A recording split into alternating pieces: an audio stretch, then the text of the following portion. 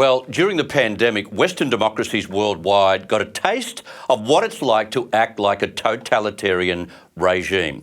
This was their foray into real government control, real surveillance of what citizens do and say, and the cancellation and punishment of those civilians for taking on the regime, the government. And now, of course, all those same governments in the UK, the US and Australia are all instigating their own totalitarian policy of cracking down on so-called misinformation and disinformation. It is the greatest threat to our freedom of speech in our history.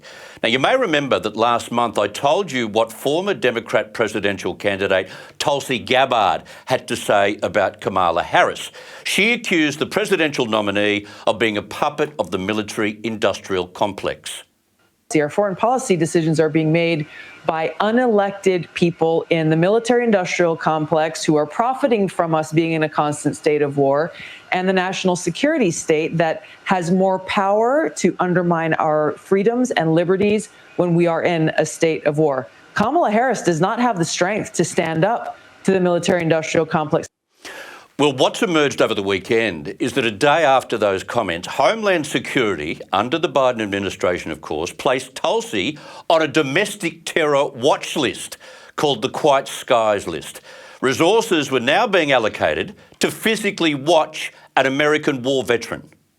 The clear pain and real visceral hurt that comes from this is, as you mentioned, like many Americans, I enlisted because of the terrorist attacks on 9/11, to go after the Islamist terrorists who attacked us on that day, and to now have my own government now turn around and put me on a domestic terror watch list.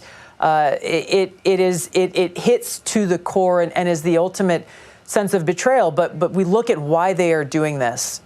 It has a chilling effect. It sends a warning both to me and to anyone else who even thinks about daring to criticize our own government, which is a guaranteed protected right under the First Amendment, that we will be subject to a violation of our Fourth Amendment right to privacy through this kind of surveillance. And that's the biggest stress that's been caused by this entire situation, Laura, is now forever.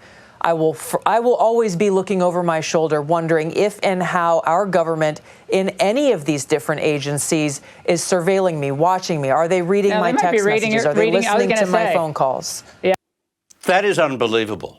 So don't think that this can't happen in your country, in Australia. It's happening in America. In the UK, police are storming homes of citizens who did the unthinkable, spoke their mind about dysfunctional immigration policies and posted those opinions. In Australia, the e-safety czar is cancelling selected acts of terror to stop adults from forming a view. Accounts are being cancelled already. And when a former Democrat, a former soldier, dares to highlight the hawkish obsessions of a presidential nominee, guns are drawn. How's this? In a letter dated August 5, whistleblower attorney Tristan Levitt revealed that the special mission coverage in Miss Gabbard's case involved 2 explosive detection canine teams, 1 transportation security specialist in explosives, 1 plainclothes TSA supervisor, and 3 federal air marshals on every flight Miss Gabbard's boards. They are kidding. The administration had declared war on one of their own. And this is what we know about, and we know about it because of these brave whistleblowers from the Air Marshal Service who are coming forward. What I'm questioning is, what are the things that are happening in our government that I don't know about? How long have they been surveilling me? This is just a recent occurrence. I would not be surprised to know that there are other government agencies who are also being weaponized against political opponents, those who dare to challenge this regime, the Biden-Harris administration. And that's really what it comes down to, and why they have to be stopped. We must all attempt to stop this outrageous intimidation, not just from Kamala Harris towards Tulsi Gabbard, but by the Keir Starmer regime towards citizens who agree that immigration policies are inflaming a crime wave, and by the Australian Labor government, which is allowing its e-safety czar to run amok against acts of verbal and visual free speech. They got a taste of totalitarianism in COVID-19. and now it's become their go-to strategy when their actions are rightly exposed. This is ADH TV.